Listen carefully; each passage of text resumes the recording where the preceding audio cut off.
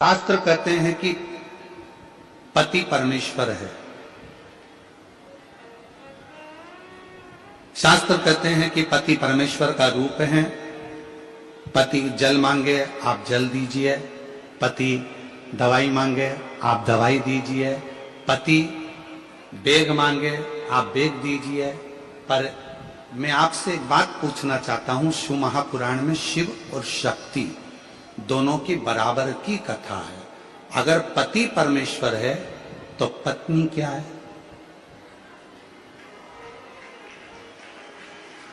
पत्नी क्या है? पत्नी भी तो परमेश्वरी है। बोलो जम के है कि नहीं है? अगर पति परमेश्वर है तो पत्नी भी परमेश्वरी है। पति का सिर दुखा तो धर्म पत्नी पानी देने को तैयार है। पति को तकलीफ है तो धर्म पत्नी उसको दवाई देने को तैयार है। पर शिव पुराण कहती है जब धर्म पत्नी को भी तकलीफ आए तो पति भी तो एक गिलास पानी ला कर दे, वो भी तो दवाई ला कर दे, वो भी तो पास में खड़ा हो, तो धर्म पत्नी। आज बहुत बड़े बड़े लोग कह देते हैं कि शिव जी को जल बाद में चढ़ाना, पहले पति को जल जरूर देना। तो हम कहेंगे बहुत अच्छे से जल दीजिए, पर साथ में एक बात और कहिए कि घर की अगर पत्नी बीमार पड़ी है तो पति का भी फर्ज है कि एक गिलास पानी उसके भी दुख में आकर उसको खड़े होकर दे सकते।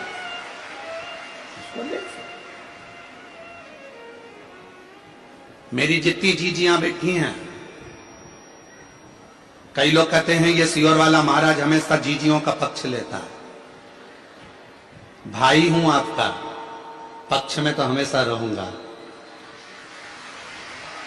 पक्ष में तो हमेशा रहूंगा।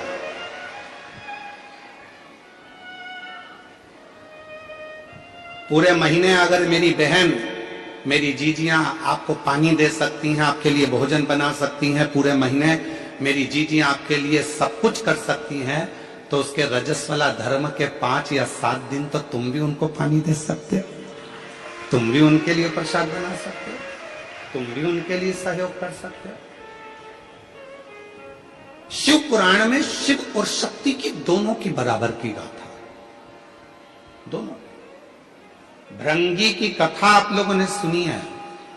भृंगी मुनि ने शंकर भगवान की परिक्रमा करी और शंकर भगवान की परिक्रमा करने में इतना शिव की भक्ति में इतना डूब गए थे कि पार्वती को अलग छोड़ दिया था और शिव की दोनों बीच में बैठे थे, तो दोनों के बीच में से भृंगी बाबा निकल गए। शिव जी को वो अच्छा नहीं लगा था, शंकर भगवान को वो श्रेष्ठ नहीं लगा। शिव जी ने पार्वती को उठाकर अपनी गोदी में बिठा लिया और दोनों एक हो गए। भृंगी को लगा कि अब तो मैं शंकर की परिक्रमा कैसे करूं, पार्वती और शिव दोनों साथ में बैठ गए। फिर भी भृंगी ने एक छोटे से भंवर का रूप रखकर दोनों के बीच में से निकलना प्रारंभ कर दिया। तब शिव जी को क्रोध आया।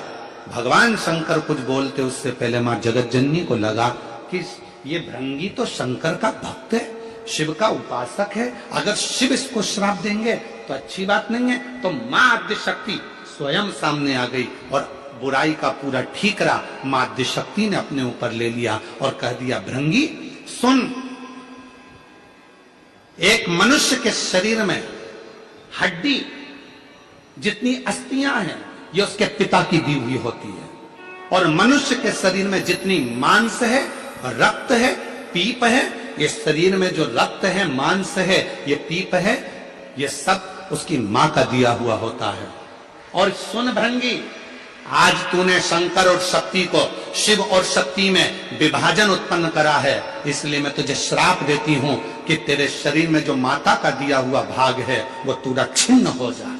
अब हुआ क्या कि भृंगी पूरा की पूरा हड्डी का ढांचा बन गया, पूरा हड्डी का ढांचा।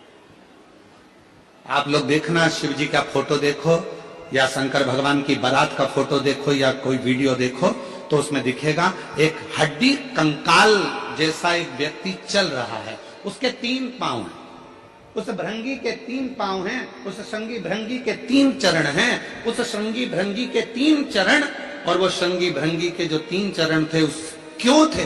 क्योंकि शिव जी ने देख लिया था कि इसके 2 चरण से यह खड़ा नहीं रह पा रहा है, तो भगवान शंकर ने उसको 1 चरण और दे दिया था कि तू इन 3 चरण से अपने स्थान गंतव्य तक जा सकता है।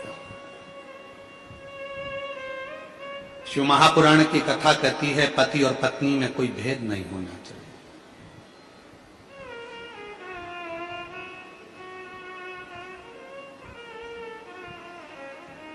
शिव महापुराण की कथा कहती है स्त्री और पुरुष में कोई भेद नहीं होना चाहिए। शिव महापुराण की कथा कहती है एक पति कहता है कि मैं ऑफिस से आया, तू मुझे पानी ला कर दे, और मान लो वही पत्नी तुम्हारी भी नौकरी करती है, वो भी ऑफिस जाती है। मुंबई जैसे शहर में तो परिवार को चलाने के लिए पति पत्नी दोनों को जॉब करना पड़ता है। बोलो मेरी जीजियों, सही है कि गलत है? मुंबई जैसे शहर में अगर रह रहे हैं, कितना कितना खर्चा है, जरा विचार करिए। लाइट का खर्चा, गैस की टंकी का खर्चा, फ्लैट का खर्चा, पानी का खर्चा, वॉचमैन का खर्चा, कितना खर्चा, गाड़ी का पेट्रोल डीजल का खर्चा, कितना खर्चा है मुंबई में। अगर छोटे गांव में, छोटे शहर में थोड़े में काम हो जाता है, तो मुंबई जैसे, दिल्ली जैसे, बेंगलोर जैसे, हैदराबाद जैसे बड़े शहर में थोड़े में काम नहीं होता। यहाँ तो जितने घर के सदस्य होते हैं सबको मेहनत करना पड़ती है। यहाँ घर में जितने सदस्य हैं सबको काम करना पड़ता है, तब जाकर घर चल पाता है। दुनिया के लोग कह जरूर देते हैं मुंबई रहते हो, दुनिया के लोग कह देते बेंगलोर सर्विस कर रहे हो, तुम्हारा लड़का मुंबई में सर्विस कर रहा है, तुम्हारा लड़का पूना में सर्विस कर रहा है, तुम्हारा लड़का बेंगलोर में सर्विस कर रहा है। पर वो बेंगलोर में सर्विस करने वाला, मुंबई में सर्विस करने वाला, हैदराबाद में सर्विस करने वाला, उस पुणे में सर्विस करने वाले उस लड़के से तो पूछो कि उसको अगर 50,000 रुपए महीना भी मिलता है, 60,000 रुपए महीना भी मिलता है, तो उससे पूछो कि उसका कितना रुपया बच पाता होगा। मालूम पड़े 1 महीने में धीरे धीरे धीरे धीरे पूरा खर्च कर देता होगा, कुछ हाथ में नहीं रह पाता होगा। तब विचार करता होगा कि थोड़ा बहुत मेरे बच्चे की पढ़ाई में कहां से लगाऊंगा। कहना सरल है, बोलना सरल है। तो यहां तो पति और पत्नी को दोनों को साथ चलना पड़ता है, पति और पत्नी को दोनों को साझा कर कर चलना पड़ता है। यहां दोनों को मेहनत करना पड़ती है। भेद क्या? पति ऑफिस गया, पत्नी ऑफिस गई। पति क्या आस लगा कर बैठा है कि मैं घर जाऊंगा तो मेरी पत्नी मुझे चाय बना कर दे, मेरी पत्नी मुझे पानी ला कर दे। तो पत्नी भी तो बेचारी सोचती होगी कि आज मैं घर जा रही हूं, बहुत थक चुकी हूं। जितना पति थका होगा उतनी वो भी थकी होगी। उसके मन में भी भाव आता होगा कि कोई तो हो जो मुझे 1 गिलास पानी का पूछ ले। अगर वही पत्नी अपने मायके में नौकरी कर रही होती, अपने मायके में रह रही होती, और जब नौकरी कर कर घर आती तो वो माँ उसको कहती बेटा थक गई होगी, ले 1 गिलास पानी पी ले, मैं जब तक चाय बना कर लेकर आती हूँ।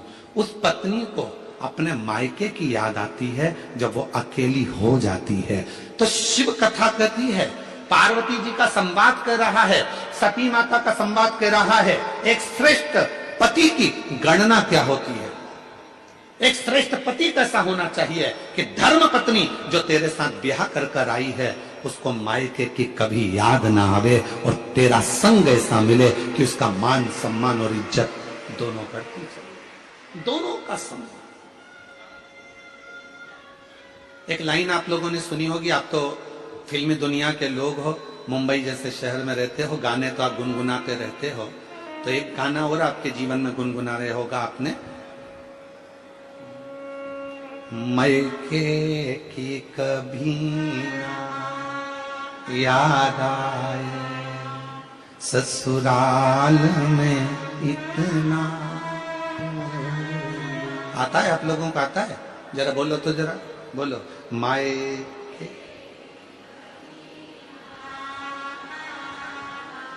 ससुराल में इतना, बाबा की दुआएं लेती जा, जा तुझको सुखी संसार मिले। बाबा की दुआएं लेती जा, जा तुझको सुखी संसार मिले। मायके की कभी ना याद आए, मायके की कभी ना याद आए, ससुराल में इतना प्यार मिले। ये कितनी पवित्र कथा, कितना पवित्र भाव। कब मायके की याद नहीं आएगी? लड़की को ससुराल जाने के बाद मायके की याद कब नहीं आती? जब उसका पति उसका आदर करता है, जब उसके परिवार वाले उसका सम्मान करते हैं। और हम कहेंगे, पत्नी से भी निवेदन करेंगे और पति से भी निवेदन करेंगे, याद रखना, पति आपका आदर करे, आपके ससुराल आपके परिवार वालों का आदर करे, तो आपको भी उसके परिवार वालों का आदर सम्मान दोनों को बरकरार रहे, दोनों को।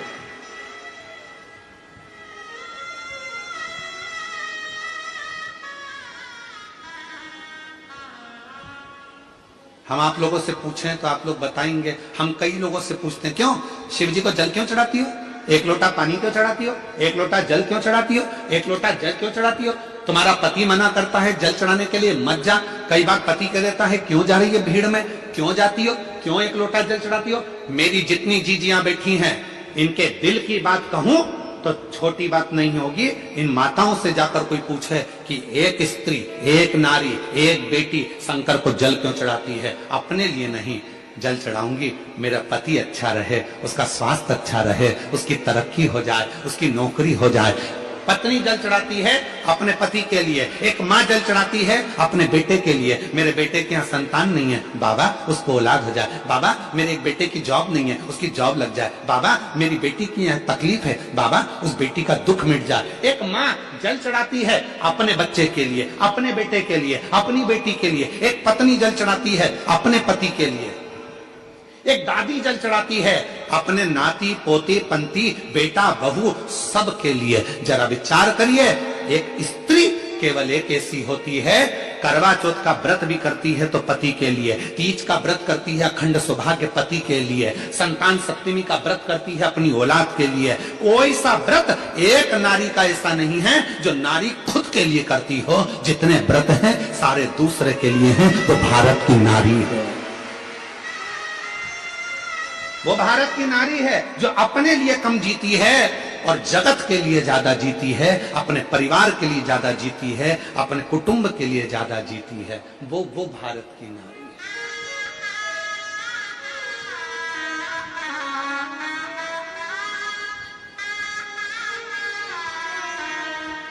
वो भारत की। और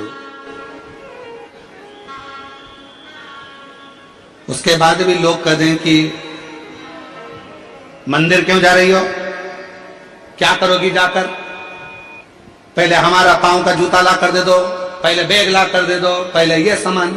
वो कह रही है मैं सब ला कर दूंगी, पर पहले शंकर को एक लोटा जल इसलिए चढ़ा रही हूं, तुम ऑफिस के लिए यहां से निकल कर जाओ तो खुश होकर जाओ और वापिस आओ तो खूब आनंद के साथ आओ, इसलिए एक लोटा जल चढ़ाओ।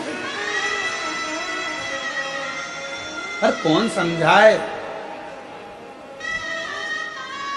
बुद्धि में जब अहंकार भर जाता है, बुद्धि में जब अहम आ जाता है, बुद्धि में जब बहुत ज्ञान का अभिमान आ जाता है, तो व्यक्ति हर कुछ बोलने लगता है, उसकी शुद्धता नहीं रहती।